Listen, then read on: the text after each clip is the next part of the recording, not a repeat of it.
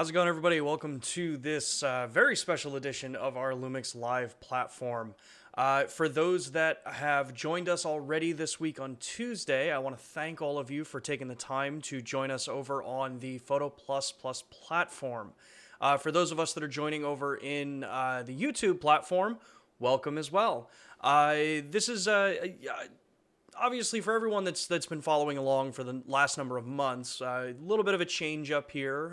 We're shifting for the month of November. We've shifted the events into Tuesday afternoon events to coincide with the trade show going on. So this is my reminder for everybody that if you want to get in on all of the conversations happening over at Photo Plus, make sure to go over to the site, register, get yourself into the platform.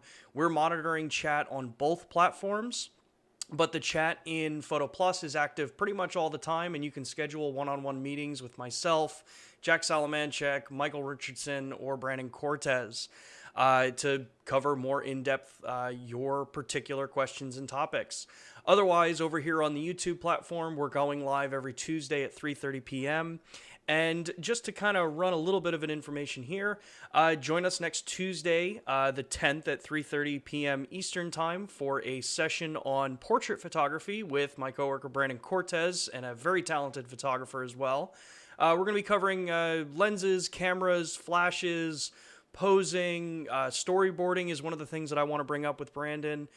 The following week after that, on the 17th, we have Michael Richardson coming online with us to talk about sports photography and his experiences throughout the years, covering some college level and using a bunch of LUMIX equipment for that. And then we're going to round out the month with Jack Salamanchek, where we're going to be talking about macro photography. We're also going to throw in some light painting and live composite style photography in there as well. And as always, throughout all of these sessions, bring your questions. These are interactive sessions that we do every week, even when we're not doing this during the Photo Plus platform, to give you guys an opportunity to have conversations direct with us. Get your suggestions in, have conversations, have questions that you have, get them answered by those of us in the actual community and that work for the company. And then also have conversations with photographers and videographers from outside of Panasonic to talk about things that matter to you.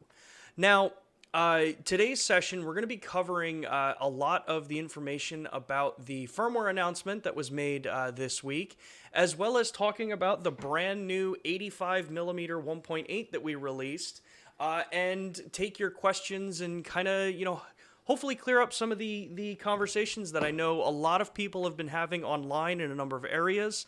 I've actually had a lot of conversations out in the Facebook groups asking about what the deal is with the firmware. What does it actually bring? So as a reminder, if you're on the YouTube platform, tag at LUMIX Cameras before your question so I can get to it, mainly so I can actually see it. And if you're over on the Photo Plus Plus platform, just drop a chat or a comment in the chat bar. I'm monitoring both as well. So yeah, so let's get this started. We're going to talk about the lens first, because I think that's probably one of the most easy things to cover. And then we'll dive right into the meat and potatoes of the firmware update, because there is a lot to talk about. So for those that haven't been following, we released an 85mm f1.8 for the LUMIX S series of cameras. This is the first in the series of the f1.8 lenses that are coming for the platform, designed to be much more compact than what the rest of the existing system is. For a comparison, the lens is roughly about the same size as the 20 to 60mm lens, so that gives you some example. But what I'm also going to be doing here is, kind of showing you guys some of the images that the team over here, myself, Brandon, Michael, have taken with the lens, kind of just messing around with the lens, to give you guys kind of a sense of how the lens performs. But before I do that, I want to roll this quick little video to give some of the core details about the lens.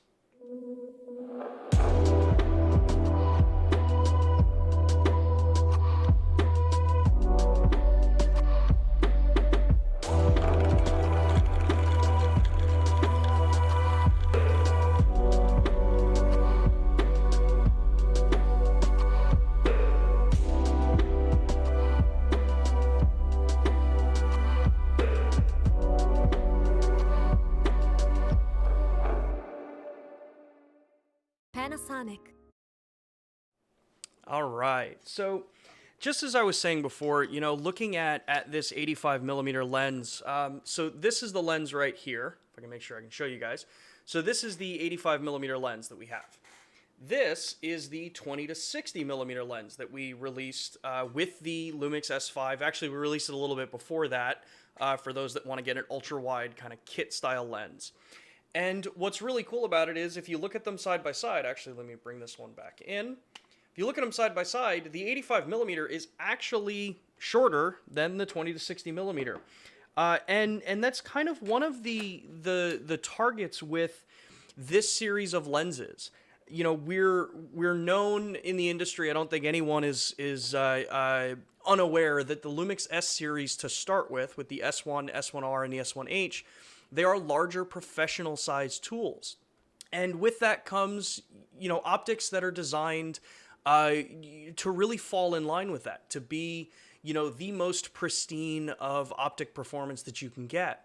Well, what's really cool is that now with the release of the S5, we've got the 1.8 series lenses, which are still being carried to that same bar of quality that we've got in the 50 millimeter f1.4 S Pro, the 70 to 200, 24 to 70, all the core lenses you'd expect for a Pro series.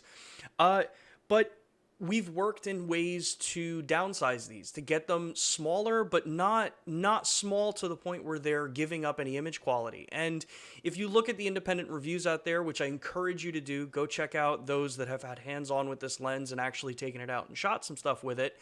You'll see that this lens is performing well above its caliber, well above its category for a solid portrait lens. So I'm going to jump over here and actually we're going to look at my Lightroom catalog here because I've got a couple images to show everybody. Now, while I have this up, I can't see the YouTube chat, so guys, hang in there. I am going to get to the questions. I know you guys have a ton of questions about the firmware, but we're going to cover this first. So, like you can see here, this is one of the images that actually Michael Richardson was capturing with it, playing around with the live composite mode on it. So, when we look at the details here, it's the 85 millimeter. He shot this at f22 at 0.6 of a second and at 2000 ISO. And the amount of detail, as my Lightroom catalog chugs along here, there is crazy amounts of detail that this lens is capable of rendering, especially when you use something like the live view composite function to, do your light painting and actually kind of build that image out in there. And even at f22, it's kind of one of the misconceptions that you can still get somewhat shallow depth of field with, shooting at, say, f22 by working with your distances, by getting really close, getting far away, shifting some of that stuff around. And you just get all this beautiful, beautiful sharp detail, popping colors in the S series cameras just because of the way the sensors work and our algorithms for color. And it just performs amazingly. So when we start looking at some of the stuff that Brandon Cortez shot, which again is a shout out, follow us next week on Tuesday at 3:30 p.m. for the session with Brandon to talk about portrait photography. We've got some images here that he shot with, I believe, the S1R. Obviously, the metadata was pulled out of that one a little bit, but these are with the 85 millimeter. And, I'll use this one first. When you punch in on these and it renders, you just see how much detail is actually pulled in with this camera, with the camera and lens combination. So a lot of times, people will look at, say, an f1.8 lens, which tends to be maybe more of a cost-effective lens in a series, and wonder how they're going to perform on the higher resolution bodies. And what's great is that the way we work, the lens is going to work amazingly on the S1R, so our high-resolution version of the camera, and which means that it's just going to perform stunningly on a 24-megapixel camera like the S5, the S1, or even the S1H. So again, some of that crazy detail with the eye, face and eye detection focus that you've got there. When we look again here, zoom right into that face here as my mouse decides to click well above it. Some more great detail here. And that beautiful, beautiful looking bokeh in the background with this lens. It just renders such an amazingly creamy looking, beautiful look out of it. So again, I encourage people to take a look at some of the other samples out there. And during next week's session, I'm sure we're going to talk more about this. And then, for those like myself, I love photographing my dog. And I mean, honestly, who doesn't love photographing their pets, especially these days? Working with some strobe work here. So shooting at 1/125th of a second, setting the aperture down to about f5.6 because I still want to get some depth of field, especially with a dog. But I still want to have fast enough shutter speed. So at 640 ISO, that 85 millimeter at 5.6, when I punch in here, just the sheer amount of detail in the fur, the beautiful, beautiful fall off that comes off from that lens right from his eye here. And this was shot with just a single strobe off to the side of the camera. Mounted on the camera, firing off into the wall for some bounce. And just stunningly sharp imagery out of it. And then when we go into some of the other stuff, like I'm a motorcycle rider. I love photographing my bike. You talk to any of my coworkers, I probably wreck them with that conversation about how much I love riding my motorcycle. But, outdoor outdoor, kind of sessions here. This is at f1.8, 50 ISO at 2,000th of a second. Just crazy looking detail. Beautiful fall off in the background. It renders such an amazing image. This was paired with the S5 as well. And yeah, it's just such a solidly fun lens to use. Now, just to give some examples here, this is not a great picture by any means, but just to show that, obviously I have it here on my S5, which it's designed and it fits beautifully on that camera. But even those that are using things like the S1R, the S1, the S1H, it's still going to match up amazingly on that camera. So you're going to have great handling, great feel, tons of control with that really wide focus ring on here. And it's just, again, it's a stellar performer of a lens. So when we go through, actually, I'll jump in to see some questions here because I see there's actually some questions about the lens.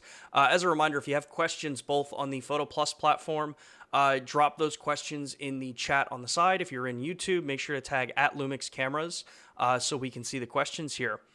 So let's see here. Some of the questions that we've got. One of them was asking what kind of dog that is. Albert, that's an Australian cattle dog. His name is Coda. He is my model because my wife doesn't like getting pictures of her even though I did have one in there. So I usually just take pictures of the dog. Let's see here. FC Photo, does the 85 1.8 have manual focus clutch?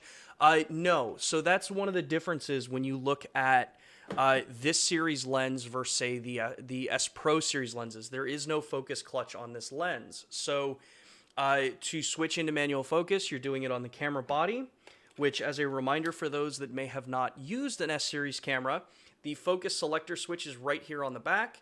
The middle of it will let you select what focus point you want to use or focus mode. The collar around it lets you toggle into manual focus, continuous focus, or single shot focus. So it's such a fun lens to use. And the cool thing is the modern lenses that are coming out, specifically on the S series platform, are all programmable for linear focus pulls, as well as the ability to change the rotation angle of how far you have to actually rotate that lens, that focus ring, to go from near to far focus. So they're totally customizable on your style of platform. Now, let's see, what other questions we have here? Redbit, comment on the firmware update. Thanks. Yeah, we're actually going to get to that one next here. Keith is asking, is the 85mm a Leica certified lens like the 51.4? So no, this one is not called out specifically as a Leica S series or a certified Leica lens. That is one of the differences when you look at the S Pro series that are designed and actually indicated on the lens barrel as being certified by Leica. Now, that does not mean that this lens is a slouch in any regard. The lens has been a stellar performing lens. Let's see, any other questions about the lens before I jump over and really dive into some of the firmware update? Looks like we got good there. Let's see, over on the Photo Plus platform, what kind of questions are we getting over there? Nothing there. How's it going, everybody joining over from Photo Plus platform? All right, yeah. So let's move on to kind of the firmware update because this is definitely one of those things that a lot of people have had a ton of questions to ask about this. So I'm gonna jump over here and we're gonna take a look. Sorry that this is a Word document. I just quickly pulled it up to throw it in here to kind of cover what's on this this update. So as you can see, there are a ton of things coming with this firmware update, which is going to be released on November 24th. Now, there are two updates that we announced within this period. The first version of, or the first step of this is what I'm going to cover now. And then I'll address this second part down here that's coming in April for specifically just for the S1. But with the firmware, as we announced when we released the S5 a little while ago, we openly talked about how we're bringing the autofocus improvements that were brought up in the S5 over to the S1, the S1R, and the S1H.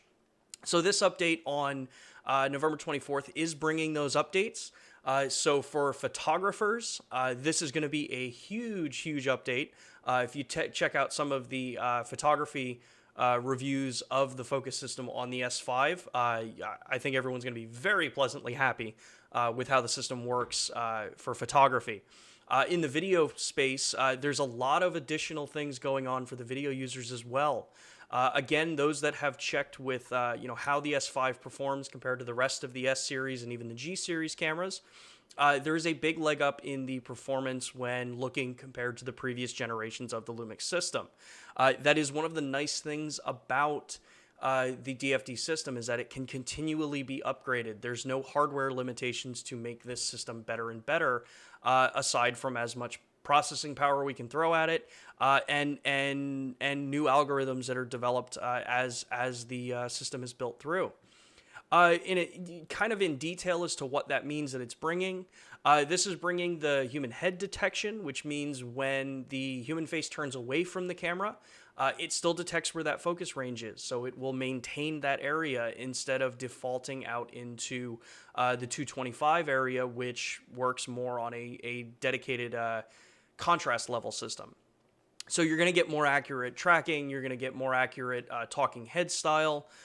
So sitting here working right now, specifically for like interview style work, the system's going to perform just great. When we go further, the human animal recognition is now also extended into the one area and one area plus modes. This means that you can have your face eye detection or your animal detection or the body recognition enabled while you have your one area or one area plus enabled as well. This is that perfect kind of situation for if you're doing talking heads work and then you want to bring a product up in, the camera will detect the face, try to maintain focus on the face. And then when you bring something up into that focus box area, it then jumps into prioritize for that. So this is a big update for this camera. You're also now able to toggle the AF/MF functionality while during video recording on the S1H, S1R, S1, and S5. So you always have that manual focus override while you're using the autofocus system as well. And then I think for a lot of the video users out there, the kind of more kind of semi-high level to high level users out there, the autofocus recognition and performance in Vlog has also been improved. So that's going to bring a lot of functionality for those that are really working with these cameras to push them as hard as you can.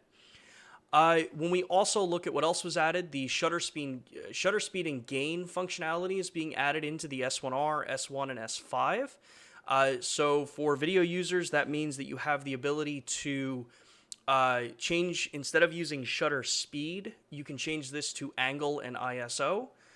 So for those that don't know what that is, shutter angle is a rating in degrees, which means as you're changing frame rates, as long as it says 180 degrees, you'll always be on the right shutter for those frame rates. It's a more industry standardized setup, and it works great for situations like my lighting scenario here.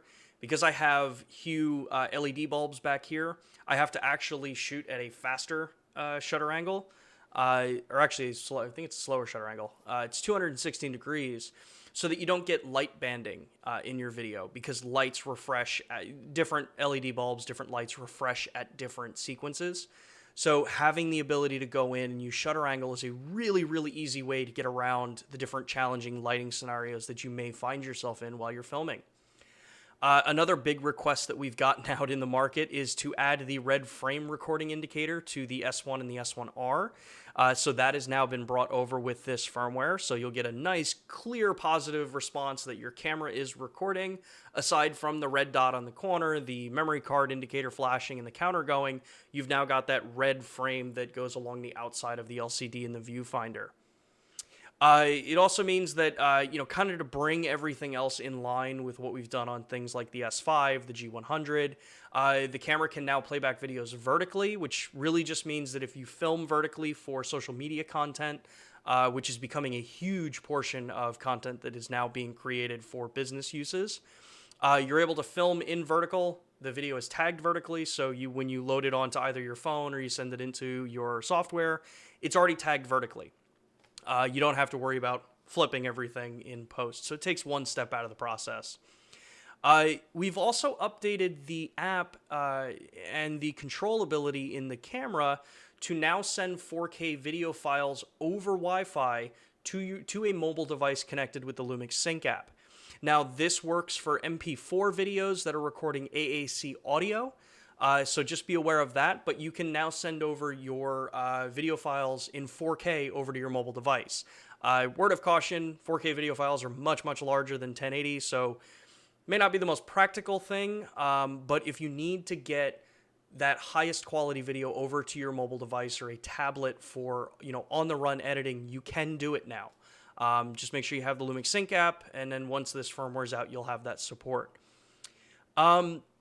One that actually gets kind of overlooked, a little bit at least from what I've seen out in the field, is the new update for the horizontal image flip and vertical image flip with the cameras that have a vari-angle screen on them. So that's the S1H and the S5.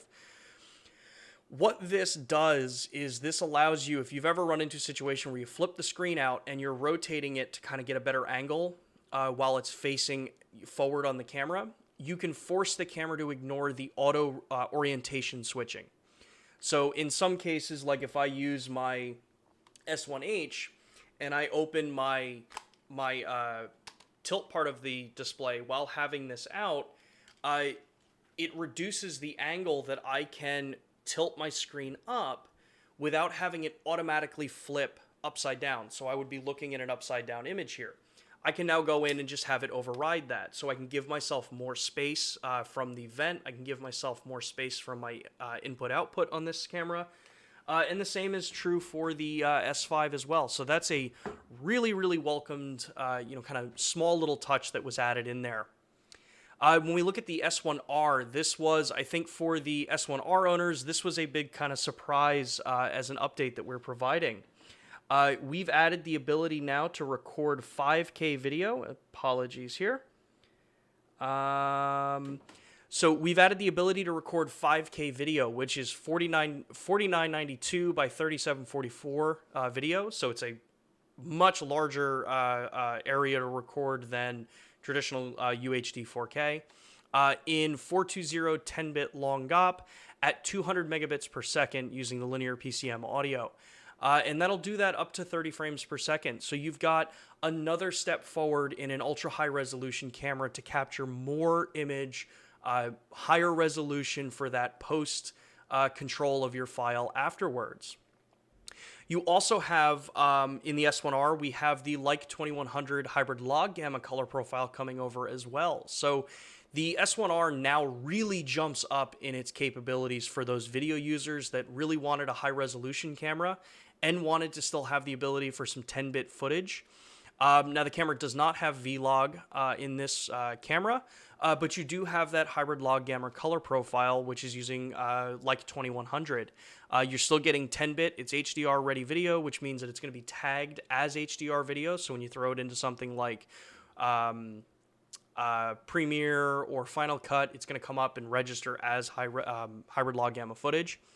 And to continue that, it means we've also added full compatibility for the XLR1 audio adapter. So those that have been shooting video with us for a long time, you guys know about this stuff.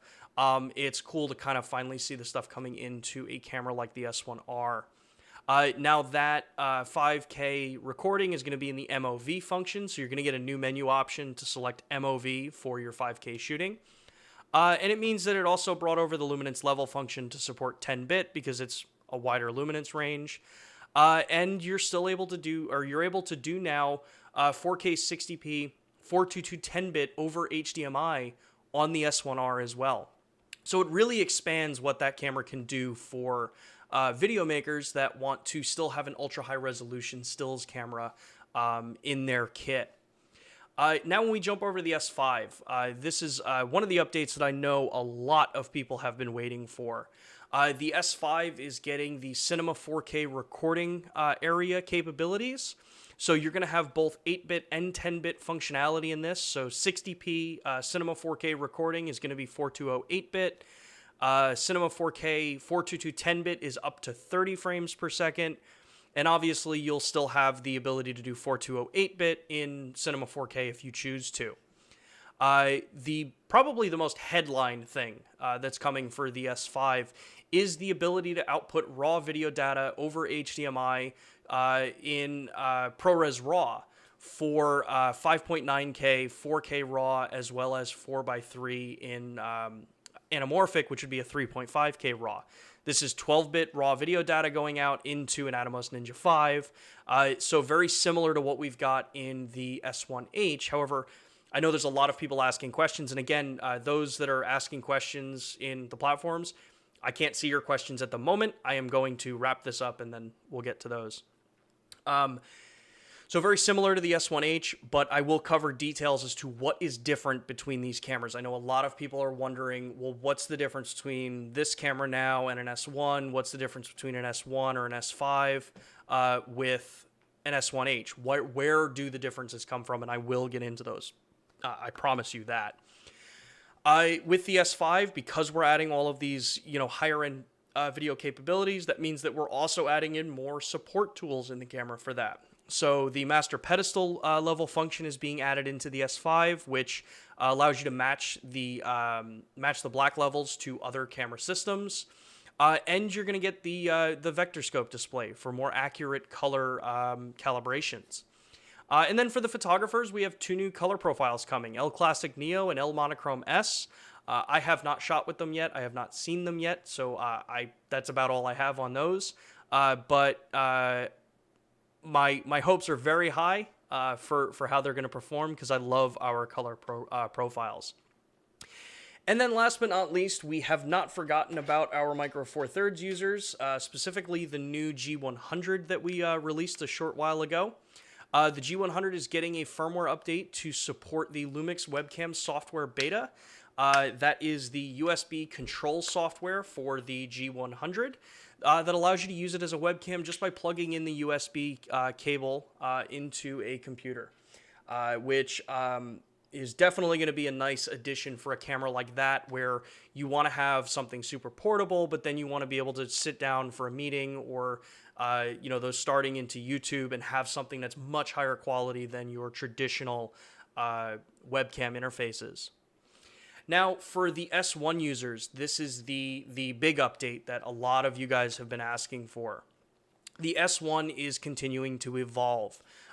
We've announced the support in a version 2.0 firmware update that's going to come sometime in April 2021.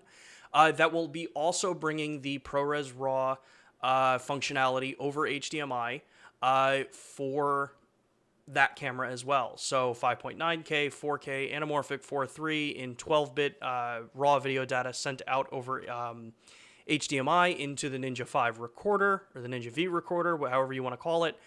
And that camera is also adding 5.9K and Cinema 4K internal recording, as well as 4K 60p, 60 or 50p 420 10-bit recording, and the anamorphic modes. And there's going to be some changes in with the timecode functionality and the ability to manually toggle dual native ISOs on that as well. So for those that have an S1, Just to be perfectly clear, the version 2.0 firmware update information, so the ProRes are the raw data over HDMI, the anamorphic modes, the Cinema 4K, that whole function is part of the SFU2 upgrade kit. So if you have that, you don't have to do anything, download the firmware, you should be good to go.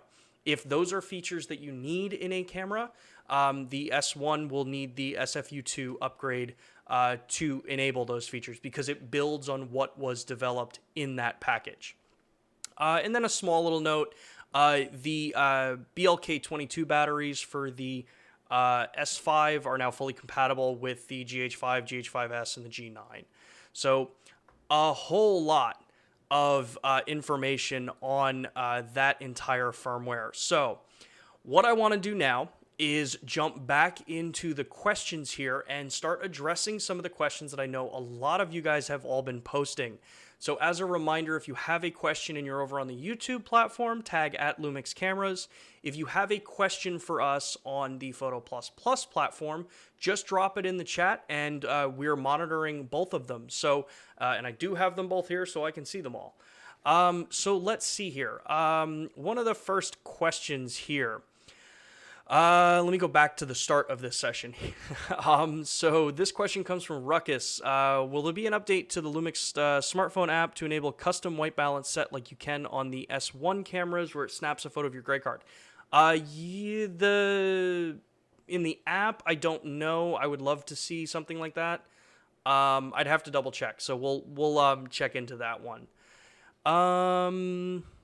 All right, let's go there. Is there a firmware update coming to the G85? No idea. Unfortunately, I don't have information about that. About any firmware, anything else other than what we just talked about. Question from Cliff. Is 5.9K on the S5 and S1 identical to 5.9K on the S1H? So they're similar. And the reason why I say they're similar is the S1 and the S5 do not use low-pass filters. That means that one of the benefits there being that it's much sharper because you're not softening the image for moire protection. It's going to get you a much sharper looking image, which can be super beneficial in some cases. The S1H has a low pass filter.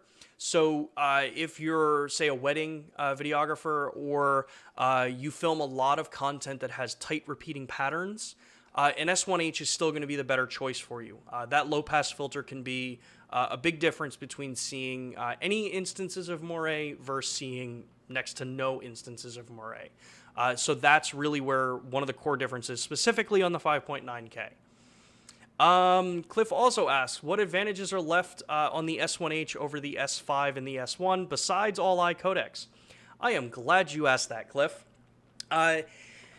I know there's a lot of people that are asking that exact question on a ton of different platforms. And what I can tell you, the biggest differences here come down to your use applications for these.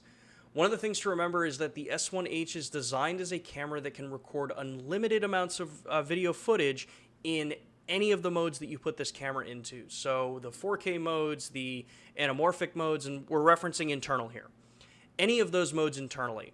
So if you're someone who does not want to be shooting with an external recorder, if ProRes RAW is not something of concern for you, the S1H is hands down a much, much better cinematic tool, and I use that word deliberately, cinematic tool, than something like an S1 or an S5. That's not to say that the S1 and the S5 cannot do incredibly beautiful video content. They're just different tools. And a lot of that does come down to, obviously, the physical design of the camera. So you have, if we look compared to an S5, so I'll segment these a little bit. If you look compared to an S5, you have the kind of first of its kind tilt and vari-angle style screen on it. So for some, that's a huge benefit. Being able to get away from all the ports, being able to still be able to use a vari-angle screen, and it's a higher resolution screen as well. When you also look and go at the viewfinder level, the viewfinder in the S1, S1R, and the S1H are much, much higher resolution than what's in the S5. So if resolution in a viewfinder is a concern for you, the first of the S series is going to be the better platform. The refresh rate between the two and the viewfinder is going to be the same. They both have 120 hertz refresh rate, which for filming, that's not as big of a deal. You want to try to keep it as close to 30 or 24 frames as you can, but if you're shooting in 60 frames, the 120 actually helps really nicely. The other thing is that you have that open gate 6K recording in the body of the S1 or the S1H. So that means open gate recording is capable on this, where the other cameras can't do that. And again, you have that fully unlimited recording capability in that camera. There's no situation where you're going to run into because the camera can't record because thermals or anything like that. I already covered the anti-aliasing filter or the low-pass filter, so the fact that the S1H has that can be a make or break for some users. The all-I codecs, I know you didn't want to mention the all-I codecs, but that is a big difference between the two. And really, some of the other kind of smaller things are what make a big difference for users. The user handling on this camera. The fact that the top plate LCD is an OLED style, which means you can also have your audio monitoring up here, your shooting information up here. It's customizable depending on how you want to actually shoot if you're in a cage. The ergonomics of this camera compared to some of the others, there's a lot that prefer this ergonomic than the S1, S1R, S1A, S1, S1R, or the S5. The other big thing is that the S1H, if you're someone who follows standardizations in the industry, the S1H is the camera in the lineup that was certified by the Netflix Post Technology Alliance. So if you're looking at a bar for image quality and performance, know that that camera meets all of those. So there's a lot there. Granted, it does come into more of the what is your use case.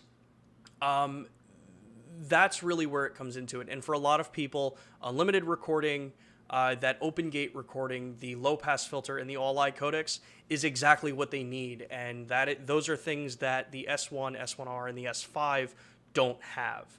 So hopefully that answers a number of the questions I know that have been coming in here.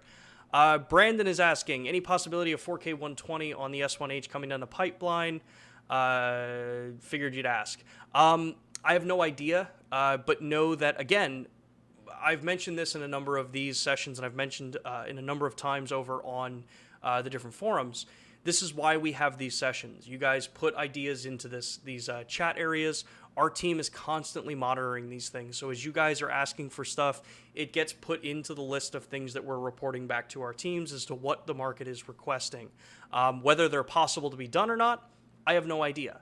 But know that as you guys comment them, we're feeding them up, and people are seeing them. Another question here. Looking forward to see focus transition mode on the S5 with a future firmware update? Question mark. Again, not sure. It's not in that firmware update list.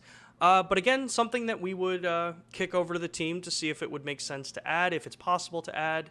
Because remember, the cameras are very different. They're targeted for very different users, very different markets for where you would really want to use those cameras. Let's see here. Cliff, that's just a repeat of that question. Although you're referencing 5.9K RAW, which I assumed was the first one there. Let's see here.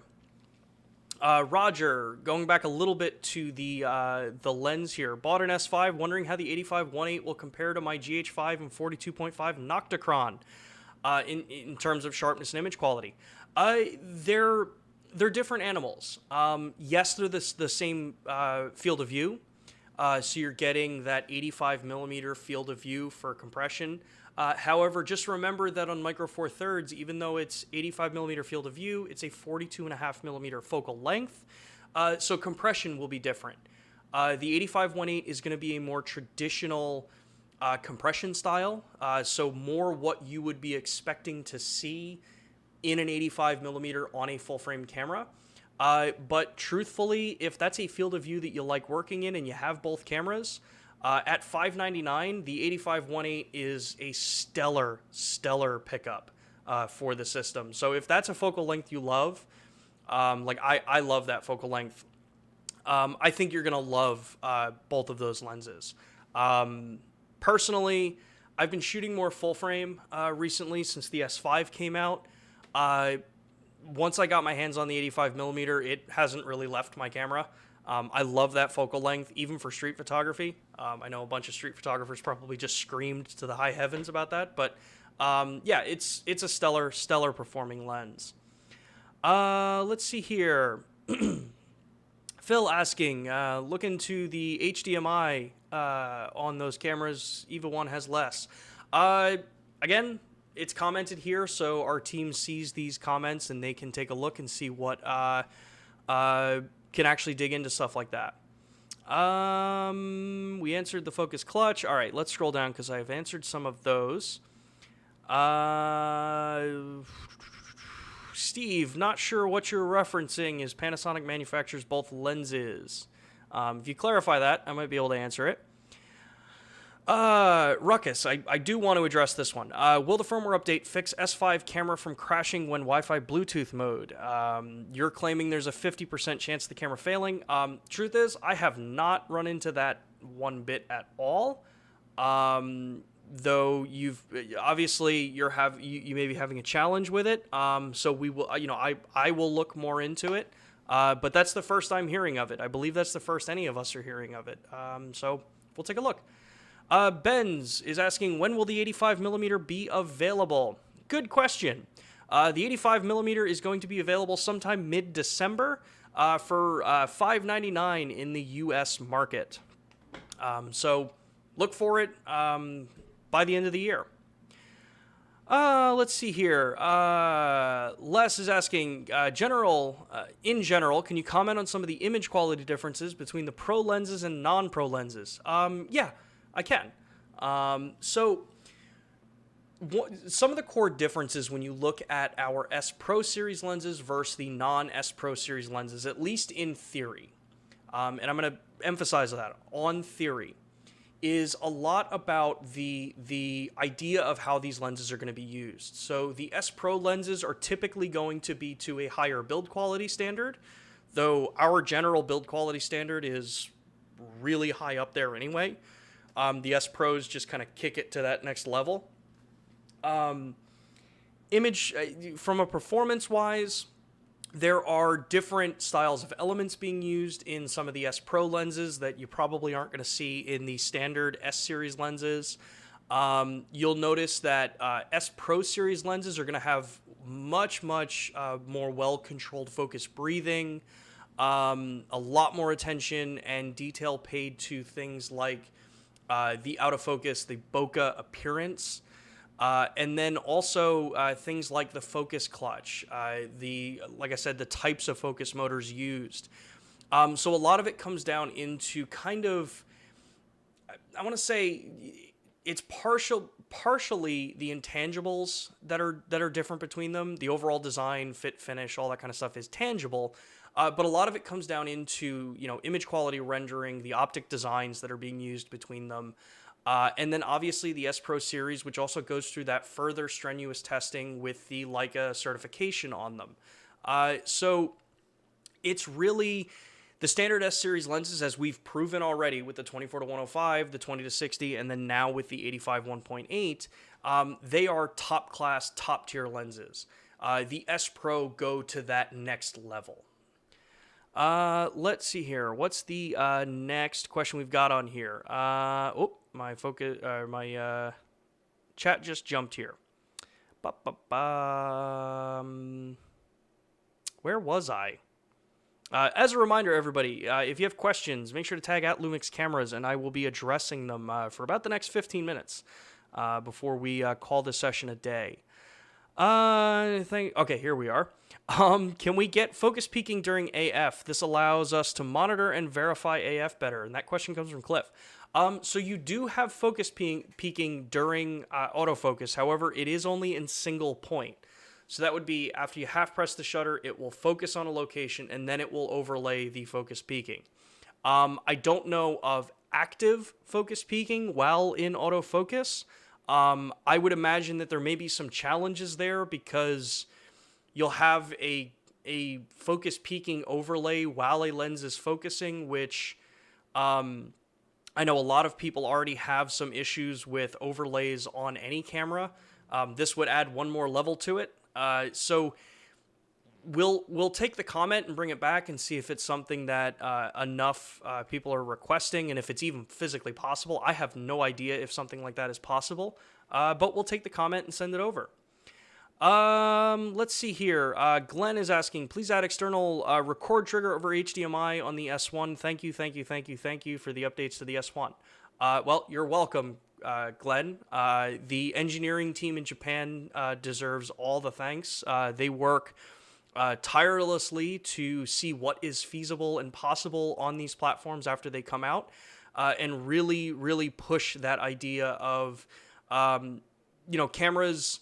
Yes, cameras are consumables. Yes, cameras do age over time, but we always, I think, at least I would hope you guys see over the last number of years that we push to really keep improving products as we release them and as we learn new things and as we develop new technologies, backporting them into cameras when we can and when it's possible to. And a lot of that, again, to the communities. A lot of this is driven from what you guys give us feedback with, what you want to see in the market. If we look at the BGH1 box camera, that's a camera that was developed because of a market demand. I don't think anyone would have seen us coming out with a box type style camera, given everyone really loves the mirrorless platform. But looking at a market need, finding out how we can excel and exceed what the expectation would be there is what drives product performance forward. Let's see here. Llama Steve's asking, GH6, spill the beans. I have no information. I have to say that at least once a stream. So, if you're here for stuff like that, I don't have information on any future cameras other than what we've talked about. So, also asks, RAW direct to iPad. Are you talking RAW video? Because that's way too much data, and no mobile device has enough data space for stuff like that. If you're talking about stills, I know at least in Android, I can send RAW over to my mobile device, and I have to double check. I think I can send RAW over to my iOS device. I have not actually tried that now that I think about it. I will have to double check. If it's not there, we can definitely double check.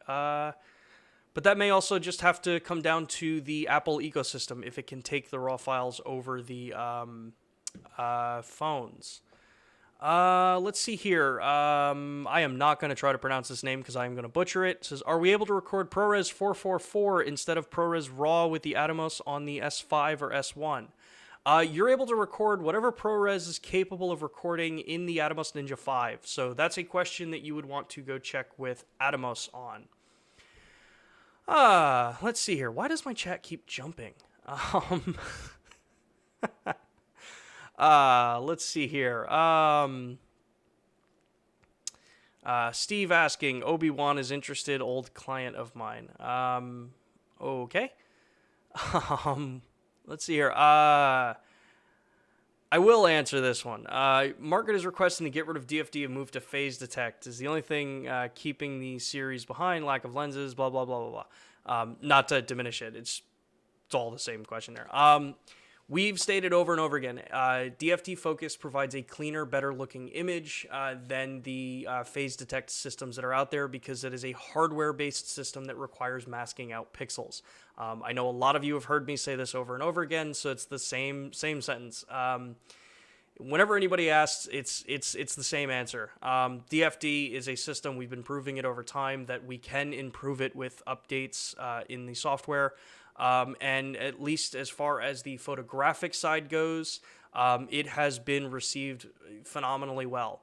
The video side, it is continually improving, and that is the commitment from the company, is that it will be continually improving over time. That's an advantage of a software-based, kind of more future-thinking style focused system here. Let's see here. I'm actually going to jump over and take a question over from the Photo Plus platform. It says, hi, Sean. What are the new 85mm, with the new 85mm lens, are there plans to expand on the S Pro series of the L-mount lenses? Of course. There are definitely plans for expanding more and more lenses. One of the things to remember in the industry in general is that a lot of times the plans for lenses are scheduled out into what resources are available, the optic designs, and obviously all the testing that has to go into developing a lens, ensuring that it performs to the way that you want it to perform and what benchmarks you're going for. And a lot of that comes in waves. So right now, we launched the system with what were felt as the core lenses that professional markets would require. That's why our 24-70, 70-200 2.8, the 24-70 being a 2.8 as well, the 50 millimeter 1.4, and then also the f4 variants that are kind of those, the 70-200 f4 still being an S Pro lens, and the 24-105 being that kind of core general use lens. That's why we started with those lenses. We're now in a series where, we want to start working on the lenses that are, I'd say, more readily available to the average users out there that don't necessarily want to jump into the top Pro series lenses yet, want to get into the system, get stellar image quality, and then build from there. But yes, there are always plans for future lens development, and that will definitely include the S Pro series of lenses. Let's see here. The next question we've got in here. Chris is asking, what will Panasonic do to update the S1H now that the S1 and the S5 have 90% of the specs of the S1H? Well, to be fair, I would definitely not classify it as 95% of the specs of the S1H. If you roll the footage back, I cover some of the core differences there. Any updates that come would be announced through the official channels. I would not and do not have information about what could be coming, what we would like to see. That's why it's important that if there are things that you guys see that you want to request, make those things known. But do them in the most constructive way that you can. Be clear with things that you're asking for.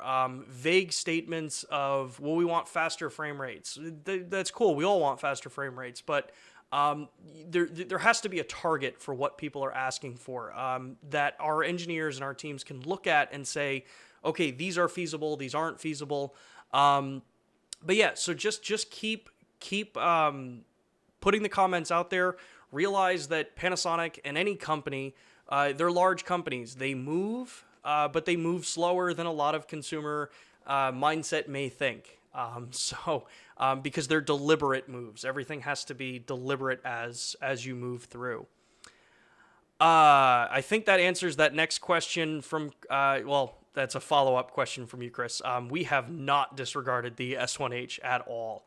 That camera still has very, very long staying power even in its current state. Let's see here. Miko is asking, was Vector Scope also coming to the S1? It's not in the list that I have.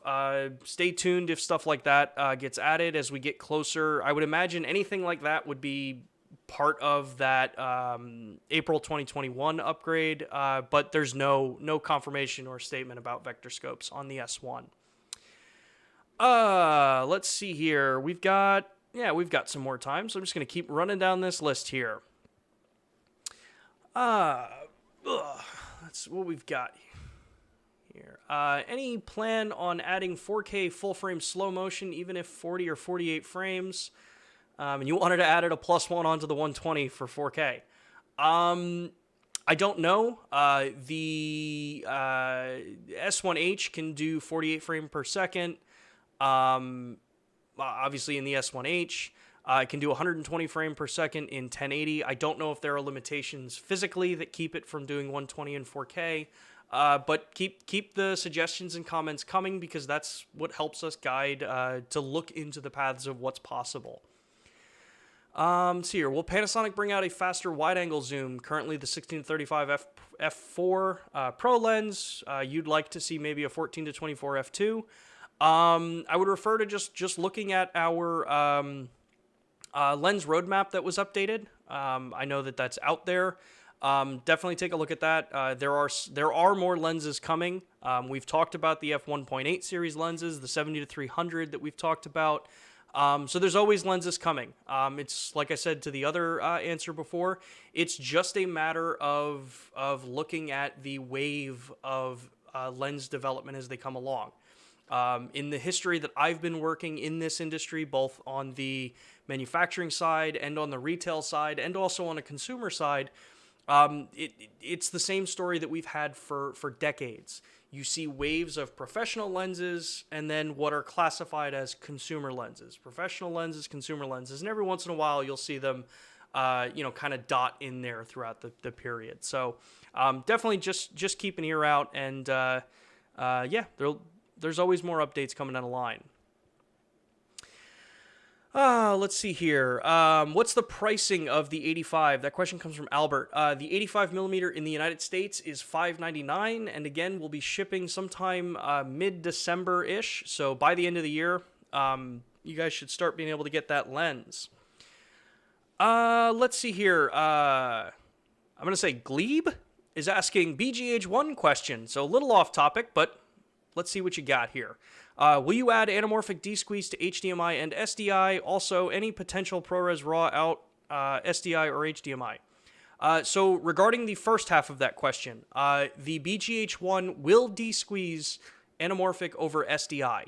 HDMI, it's not currently possible.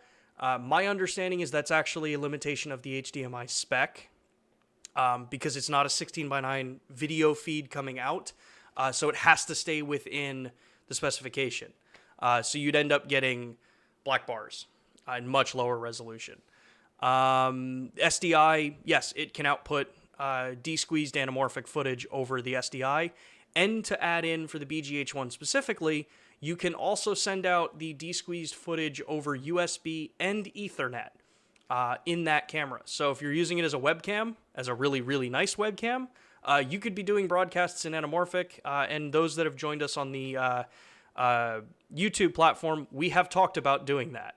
Matt Frazier and I are talking about doing that. So let's see here. I got time for about maybe one or two more questions before I have to call it for today.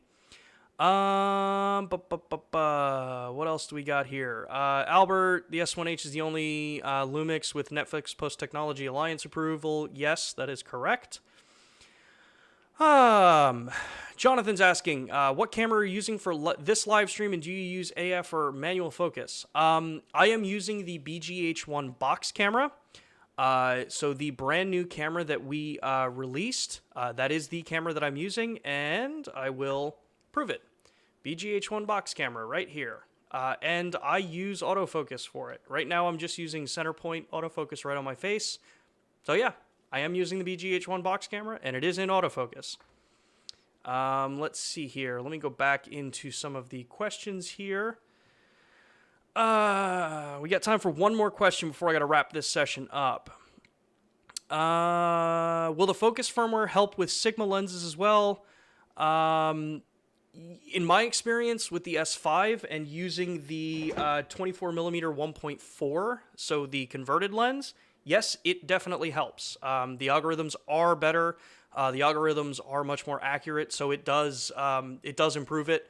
And the 45mm 2.8 that I use definitely sees an improvement on the newer system. So it's going to be a solid improvement for pretty much everybody that's using across the board. Let's see here. I'll take one last question. FC252, is the 85mm f1.8 aperture circular, octagonal, or hexagonal? It is circular. You are using, I will give you a correct value on this. It's using rounded 9-blade diaphragm design in that. So you're going to get beautiful, beautiful looking bokeh in it. And with that, I'm actually going to wrap this session up. So I want to thank everybody, as my Google Home is yelling at me that it's 2 o'clock down here in Austin. I want to thank everyone for taking the time and joining me for this session. I really, really appreciate everyone's feedback. Everyone that joined us over on the Photo++ platform, remember that you can schedule one-on-one sessions with the team. You can always be available in the chat for myself, Brandon Cortez, Jack Salamanchek, or Michael Richardson. We're always available to be answering questions that you guys have. For those of you over on the YouTube platform, make sure to go check out the Photo+ platform. It is running for a really long time this time. It is virtual, so that means you can take it anywhere you want to go. They have an awesome app through SwapCard, which lets you watch your events, chat with people, connect with other photographers and videographers out there in the world. With that, again, thank you everybody for joining. As a reminder, we are live next Tuesday at 3:30 p.m. for our portrait photography session with Brandon Cortez. And that's again on Tuesday, 11/10 at 3:30 p.m. Eastern Time. The following week is with Michael Richardson to talk about sports photography. And then the last session of the month is with, Jack Salamanchek on macro photography as well as light painting, live composite, all with the LUMIX cameras. So I look forward to seeing all of you guys next Tuesday. Remember, again, Tuesday, 3:30 p.m. Eastern Time. And I will see you all then. Thanks for watching, everybody. Take care.